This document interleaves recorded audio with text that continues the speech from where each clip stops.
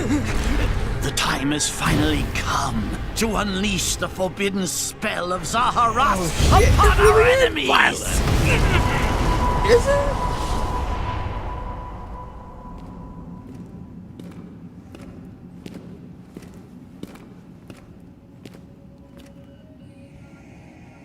What were you thinking, charging right into an enemy's trap? As you and I are really one, did I that. too am trapped within this void. In time, our hearts and minds will cease to be. Are you prepared to die? I thought as much. I also do not wish to die. And yet...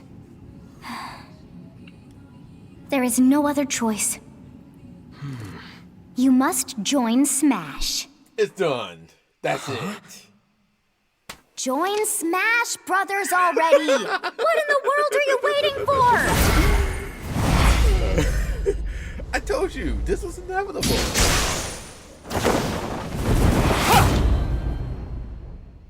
So joining Smash consumes even the darkness itself!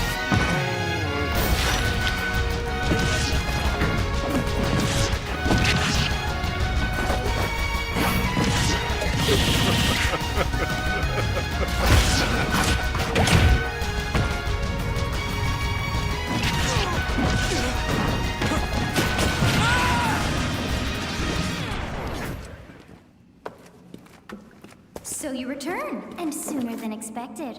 I see. Too many swordsmen, are there? And you wield the sword as well? What will you do? Huh. So that is how you plan to win the day? So be it. I reward your cleverness this time.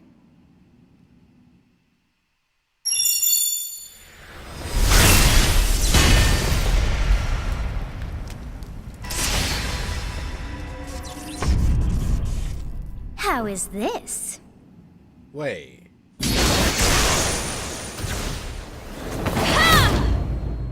Huh?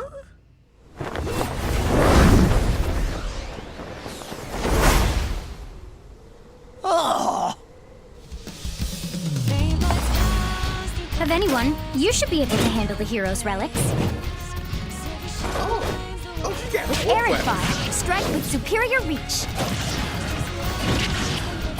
Use Amir's overwhelming power. Unleash the blinding speed of Failnaught. Along with the Sword of the Creator, each weapon matches a direction.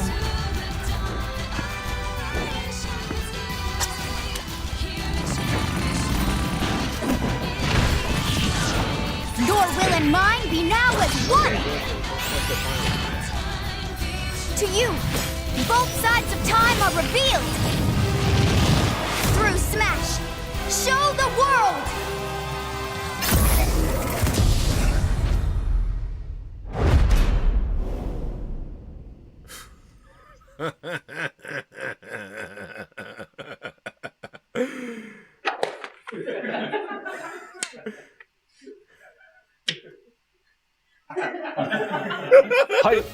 Yes, there you have it. Byleth from Fire Emblem Three Houses is joining the battle. Oh, the three. Fire Emblem Three Houses was released just last summer, so it's still very new. Even so, you'll soon be able to play as them in Super Smash Bros. Ultimate. This release is planned for January 28th. You'll have instant access if you have the Super Smash Bros. Ultimate Fighters Pass, and it will also be available for purchase individually. Oh, January 28th. That's... In case you're not familiar with Fire Emblem or Three Houses, I'll explain a few things, so don't worry. First off, what is Fire Emblem? It's really hard to pronounce in Japanese. The producer said it's okay if I just say Fire Emblem. But when writing it, if you don't write Fire Emblem, the Fire Emblem police will come and get you, so please be careful. The Fire Emblem boys. The series' first entry launched in Japan on the Famicom in 1990. You could say it was a pioneer in the genre of tactical role-playing games. You might be wondering what makes it particularly tactical. Well, it's tactical in that it simulates combat. You can think of it as moving pieces in a board game, or in other words, a game in which you advance units across a grid and battle. When we talk about tactical games of that era, there were lots of ones in which you command tanks, aircrafts, and so on. But Fire Emblem was unique because each unit was a specific character, sort of like in role-playing games. Plus, something made it stand out from other Nintendo products. Characters could permanently die.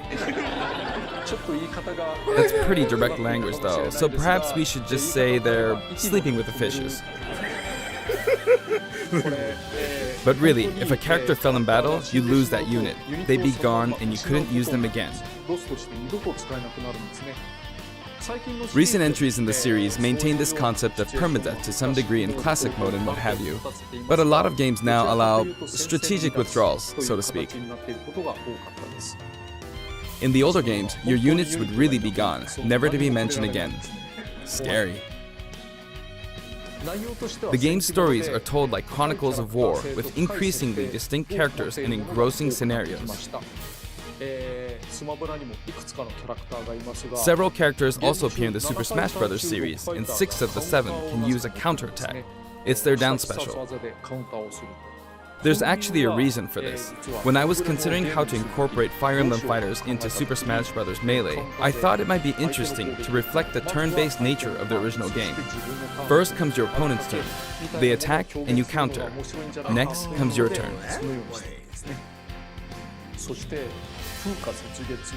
And now, Fire Emblem Three Houses is the 17th game in the series. People who aren't Japanese in particular might be thinking, 17 games? There are that many?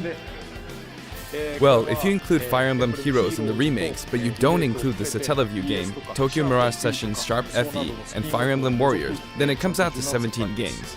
Let's try saying them in the Fire Emblem Can You Say It challenge. I'll give it a try.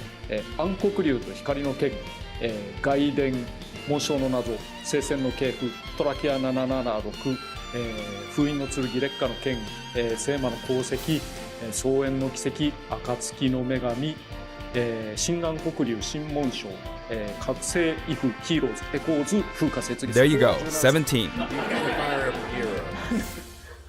今、変な数え方してます。So you saw how I was counting in a weird way, right? I was counting in binary. This is 0. Fold this here and you get 1, and then you get 2, then 2 plus 1 equals 3. So this would be 4, 5, 6, 7, and 8. And then you get 16. Add 1 and you get 17. Awesome, isn't it? You can actually count up to 31 on one hand. And if you use both hands, you can count all the way up to 1023. If you've given up counting the knots in a tatami mat, you could always give it a go. What is Fire Emblem Three Houses? In Japanese, the male version of the main character is called Bereto and the female version is called Beresu, but in English they share the same name, Byleth. Byleth becomes a professor who ends up leading one of 3 academic houses. Once you've chosen a house, you guide them through their school life and, well, you end up fighting the other houses. After a certain incident, 5 years pass, and you meet up with your grown-up students to battle against the other houses in their regions. It's a very sad game in which your former allies become enemies, turn hostile, and try to kill you. To understand the concept of Fire Emblem Three Houses, I played an early version of the game before its release. I've done the same thing before, with The Legend of Zelda Breath of the Wild, for example. Because I couldn't wait until launch to experience it, or we'd have never made it in time. For that title, I borrowed an early version of the game for 2 days, ran around all the areas, saw the ending, and realized for the first time, I guess we can't really have Breath of the Wild's Princess Zelda as a fighter. I did the same this time, but with there being 3 houses and multiple endings, it was really hard to get a feel for it.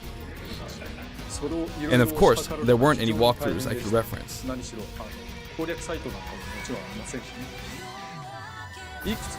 The game has multiple routes and the outcome of each is very different.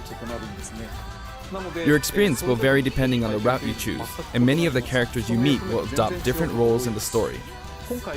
I'll try to avoid spoilers when I'm talking about the fighter. I hope you'll understand. Before my demonstration, I should point out that when I did the Terry Bogard showcase video, I mentioned that it was recorded a month in advance.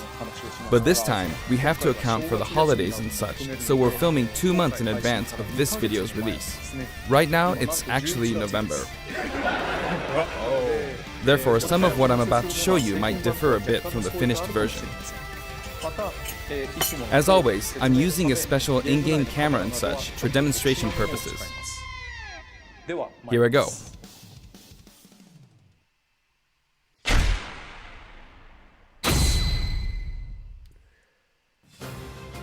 So, this is our new fighter, Byleth. Sadly, they're lacking in mobility. It's maybe a bit better than Robin's, but that's about all you can say for them. Throws are not their strong point either. Their grab lacks range. But actually, you could say that they're distance demon. Right, because yeah. The hero's relic they use changes depending on the direction you input with the stick. Each of the hero's relics is a weapon that appears in Fire Emblem 3 houses. They look like bones, and there's a reason for that. First, let's talk about the weapon Byleth uses for upward inputs, the Sword of the Creator. The Sword of the Creator here is Byleth's default weapon. They use it for flurry attacks and tilt attacks, such as down tilt attacks, where it takes the form of a whip. They also use the sword for dash attacks and other moves. For their up smash attack, they'll whip the sword upward to launch enemies in the air. For their up air attack, they'll wave the whip sword overhead. The hit detection for this attack lasts for a relatively long time. The up special move is really something. The sword extends like this, allowing you to do things like this. It was pretty terrifying how I knocked him into the air with that attack. And in addition, you can do awful things like this. That said, you'll launch opponents upward until their damage reaches a certain percentage.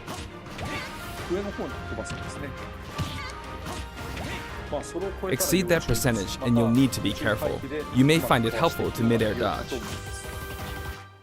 I've already shown this, but you can also use it to latch onto edges. So that's the up special. Now for the sideways inputs. This is Erdvar, the same name as the weapon from Celtic mythology. First, we'll go through the forward and back air attacks. As you can see, they have a long reach. Like so. Marth's air attack keeps opponents in check too, right? If Byleth does the same thing, you'd win out, so you should be able to beat it. Next, the side smash attack. This also has a long range. It'll connect even from here.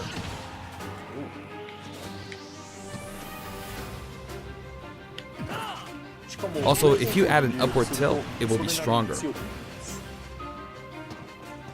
And if you've knocked an opponent down, the side attack won't hit unless you add a downward tilt to aim for them.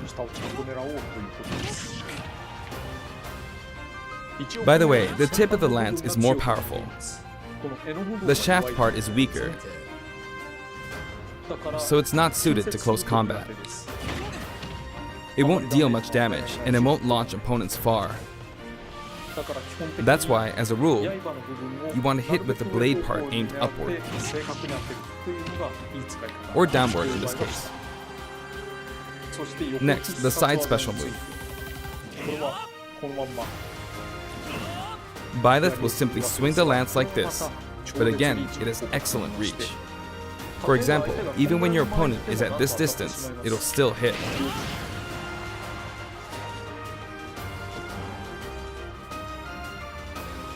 Actually, you can do a smash attack to charge forward a little, like this.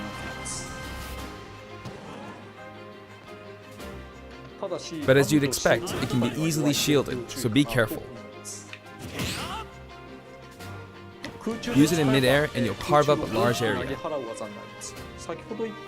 Returning to the side air attacks from earlier, they have great horizontal reach, but they lack verticality. So this complements it well, although you'll be vulnerable when you land.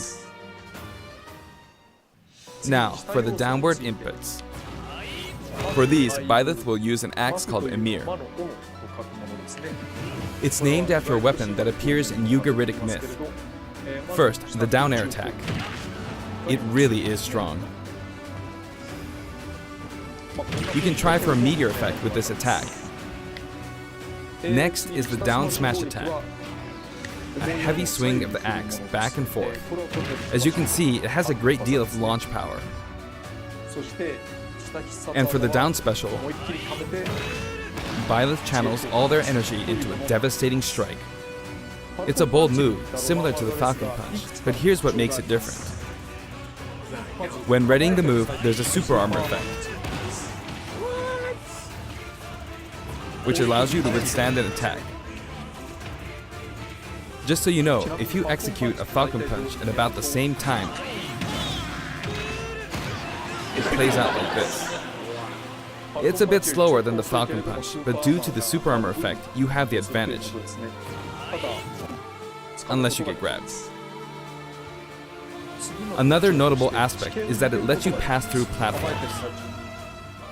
While you're charging up, you can breeze past platforms like this to reach a lower area. It won't let you jump, but you could use it as a surprise attack. Also, you can turn around during the move. The swing takes a while, so if an opponent runs behind you during the move, you can quickly change direction. Even though it can be hard to land a hit with this move, it can be really effective when used against a group of opponents. Plus, even if you fail to land a direct hit, any opponents on the ground nearby will still be launched a little. It's as if the quaking of the ground launches them. By the way, earlier I talked a little bit about the other Fire Emblem characters' moves. I don't recommend using this down special against fighters from the Fire Emblem series, because you'll just get loads of counters. It hits with that much power in a single attack. Counters can actually multiply the power of blocked attacks, and using easily anticipated attacks like this could just get you hit by counter after counter.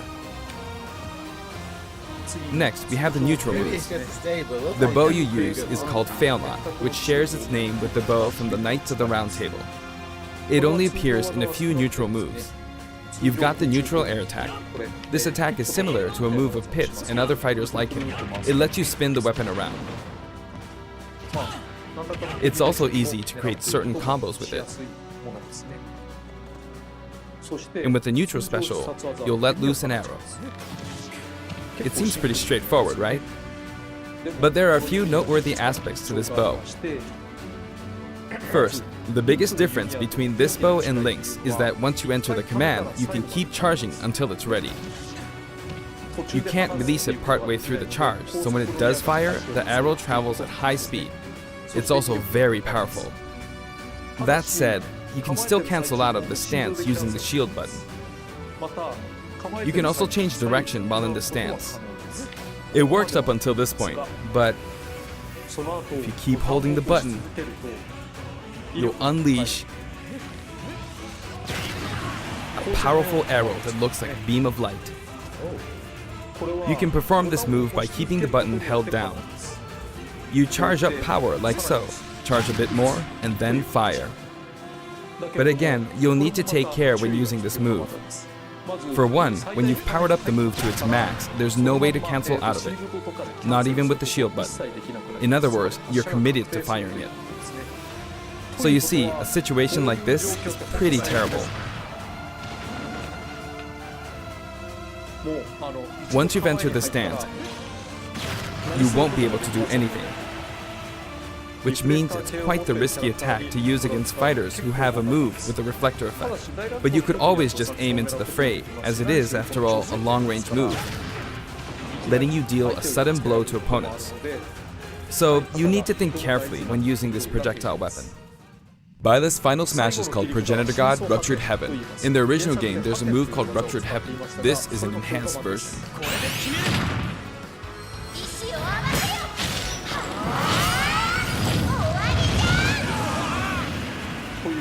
As you can see, you team up with the mysterious Sothis and launch an attack together.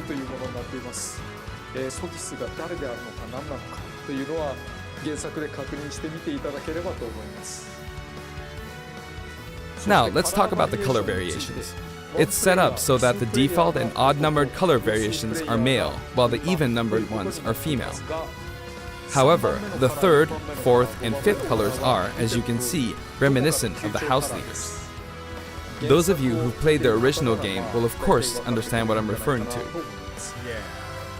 The sixth color is based on Sothis, who you just saw earlier. And the seventh and eighth variations have a different hair color, which is based on something that occurs in the course of the original game's story. Didn't we see this variation in the final smash?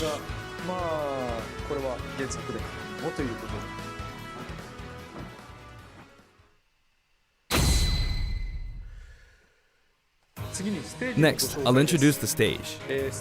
For this one, we of course tried to recreate the place where you spend most of the game, Garreg-Mach Monastery. This is how Garreg-Mach Monastery is laid out in the original game. From these, we chose to have it cycle through the marketplace, reception hall, bridge, and cathedral all in one stage. It's the type of stage that rotates through different areas, such as these four. Let me introduce each of the guests that appear in these four areas. The first area is the marketplace. I think this is where a lot of people come to do their shopping. The guests that appear here are students of the Blue Lion's house, Dimitri, Dedu, and Ingrid. Not Dimitri, Dudu, or Ingrid. Their names are a bit difficult to say. They're largely from the Holy Kingdom of Fargus. Since it's a kingdom, that means they have a monarchy. For that reason, I guess you could say Dimitri's the future king. He had quite a difficult life and may or may not end up with just one eye. He's an unfortunate one, that one. There are vendors on either side. In the original game, these are important booths where you buy all sorts of things, but here you can break them, you see. If you do break them, the stage will expand to the left and right. I wonder where people will buy their supplies now. And in the background, you can see the gatekeeper. You often pass through this area in Fire Emblem 3 houses, and you end up talking to him a lot. Moving through these areas is possible thanks to this mysterious platform. Just when it seems like you've come to a stop, you'll come crashing back down. You've broken through the ceiling and slammed into the building. And the guests in the reception hall are Edelgard, Dorothea, and Petra of the Black Eagles. Take note, it's not spelled Edelgard. They're from the Adrestian Empire. And as such, they embrace their military might. Edelgard is one of the characters who is central to the conflict. Depending on the path you take, she'll go through some terrible ordeals. You'll notice there are prominent chandeliers above the stage. It's possible to knock them down. However, Byleth can't actually reach it, even though it's their stage. You can reach it with other fighters, though. So, it's nice if you can work your way up there by getting lucky and being launched up, or perhaps by using another fighter as a stepping stone. There we go, I made it. And you can knock it down. Also, you can break this table. Like so. Just like the sign that reads Furin Kazan in the Suzaku Castle stage, it can break if you launch the opponent into it at close range. Next up, the bridge. The camera rotates 90 degrees, creating this long area. It's very wide indeed. 結構横幅も広いんですよ。 It's similar to the Bridge of Elden stage. ゲストはヒルシュ The guests are from the Golden Deer, Claude, Hilda, and Lawrence. これはレスター They belong to the Leicester Alliance. 諸侯ですね。諸侯同盟ということはまあつまり連邦とか連合とかそういうような感じで Because it's an alliance of many noble families, you could say that they have a wide assortment of members. And Claude is the sharpest of the bunch. Incidentally, both Claude and Hilda are the names of characters that appear in Genealogy of the Holy War, the 4th title in the Fire Emblem series. I guess once you've reached the 17th game and are creating 40 characters for each new entry, you're bound to get a bit of name overlap. The naming process must be tough. Hey, it looks like the Pegasus Knight is busy training. As for the bridge's design, it's just a long pathway, plain and simple. You can expect plenty of blows to be exchanged at the edges of the screen. You could also say it's a place where the fail knot really shines, and in this sense, I think it suits the Golden Deer perfectly.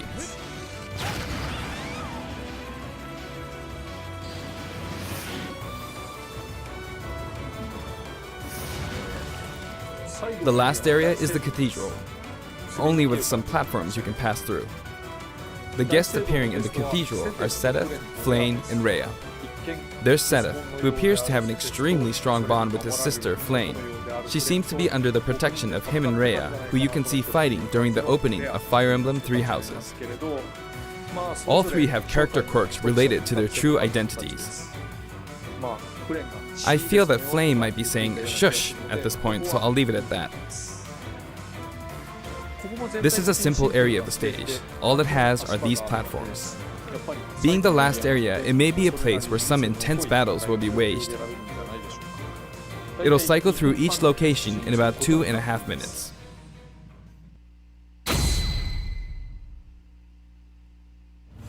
Okay, today we'll have a tag team battle in Squad Strike with the DLC team pitted against Fire Emblem protagonists from throughout the ages.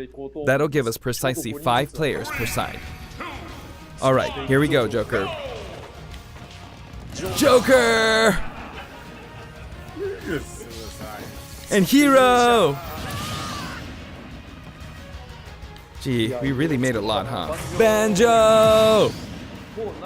By now, I think you know what I'm doing. But basically, I'm trying to defeat all 5 opponents with just the Professor here. But as expected, it's going to be a pretty tough battle, so I'm using anything I can get my hands on. It's not going to land that easily. Uh-oh, this is bad. Bennigan's. I better keep my distance. I'll use this chance to attack. Got him. That's scary. He's invincible for a moment here. Lots of explosives. Ouch. He perfect shielded that, huh? Good one. If I do this, or like so. No anti-air, huh? There, the soccer ball connected.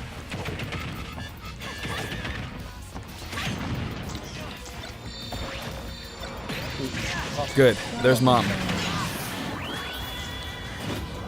You're in a good spot, Mom. Ah, I shouldn't have taken that. Gardevoir. Well, I guess no one uses projectiles. At this point, it doesn't matter if Gardevoir's there or not.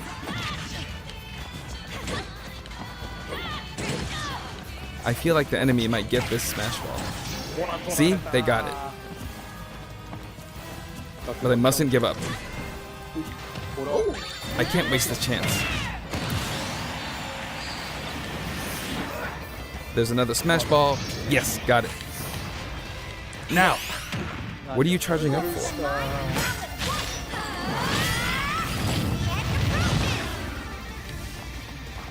There's still more.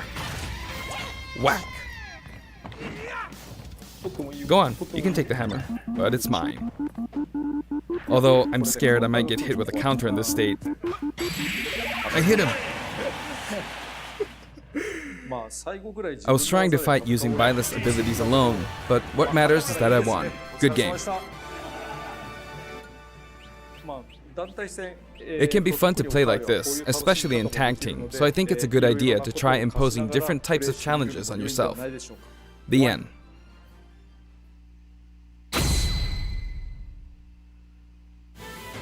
Now, about the additional music. Since it's from the Fire Emblem series, we'll be adding each of the new tracks to all the Fire Emblem stages. There are already a lot of Fire Emblem tracks in the game. Our selection this time has been made taking those existing tracks into consideration. 11 songs are being added. This includes an arrangement of the main theme in both Japanese and English. I hope you'll enjoy these as well. We're also adding in a new spirit board. It includes the house leaders among some of the other popular characters. Sothis is Legend class. Also, there's a new classic mode route, a Heroic Legacy, which is designed to let you enjoy classic Fire Emblem stages from throughout the series' history. The final battle is against Master Hand and Crazy Hand, but you'll find that something pretty amusing happens, so look forward to that. Now for the Mii Fighter costumes. Please take a look.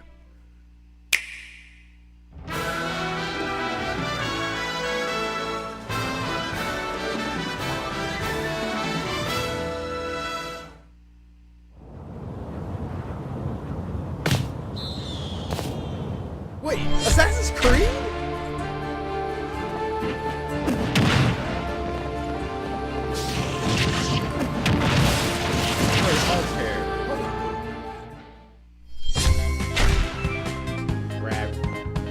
Okay, so these are Ubisoft.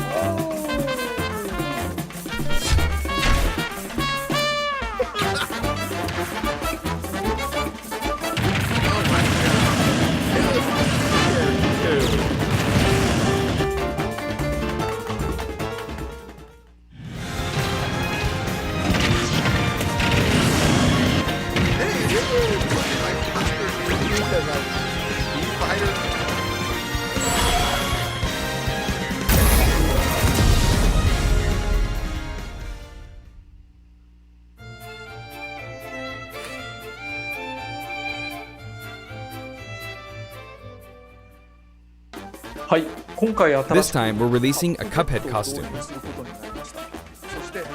And for those of you who purchased the Cuphead costume, an additional song will be added. It's called Floral Fury, and it's the theme that plays when fighting Cagney Carnation. I hope you enjoy these as well.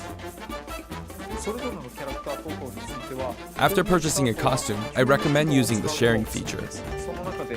If someone has created a Mii Fighter, you can play using the costume it's wearing immediately after you download it. And now, onto the amiibo. The color palette for Dark Samus looks pretty good, doesn't it? Dark Samus and Richter are planned for release on Friday, January 17th.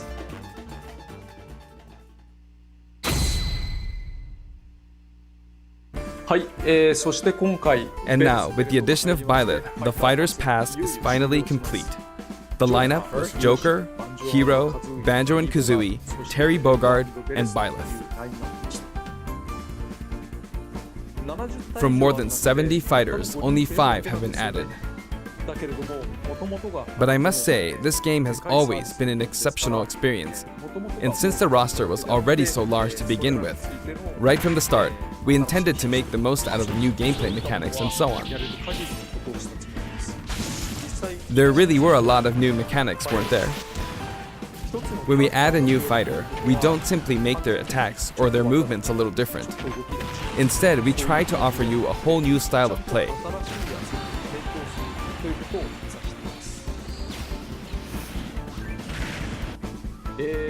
As I stated, we'll continue to release more DLC fighters down the line.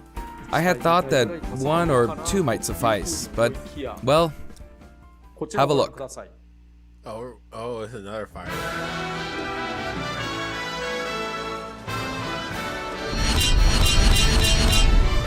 Yep.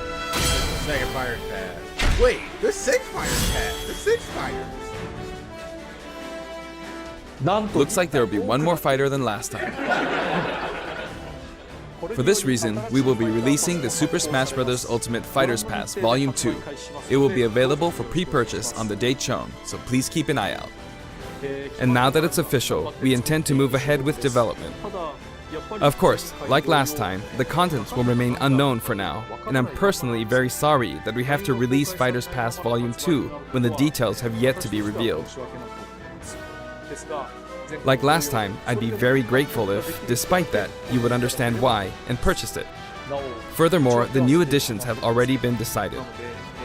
Even if I receive many requests regarding potential candidates on Twitter, I'm afraid it would be very hard to consider them. They just selected the fighters already. But I still hope you'll look forward to it. We're also including a bonus with Fighters Pass Volume 2. Last time, it was a Rex costume. But this time, here's what we have. Oh no. Oh, okay. It's a Mii Fighter costume for Mii Sword Fighter, the ancient soldier gear from The Legend of Zelda Breath of the Wild. This will not be for sale individually, so it can only be acquired as part of Fighters Pass Volume 2.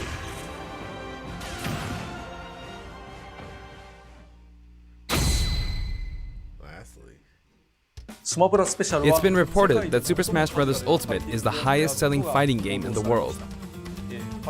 Personally, I don't know if it counts as simply a fighting game, but I guess it's seen as a fighting game around the world. Seems like Street Fighter 2 was in the lead for a while, but now Super Smash Bros. Ultimate has surpassed it in total sales. However, I'm not sure if this is accurate. There were 5 versions of Street Fighter 2, or 6 to 7 if we really want to get into the weeds. Plus, there's the arcade versions and the 25 ports to other systems, so I don't know if that's been accounted for. Also, I don't know if that really qualifies as one game. It's up for discussion. So, who knows? But when it comes to a single piece of software, it seems like Super Smash Bros. Ultimate is number 1. Although, I still don't know if it can really be called just a fighting game. I feel like it's become more than a fighting game, some sort of celebration of gaming or something else entirely. Also, I feel a deep attachment to the 5 DLC fighters.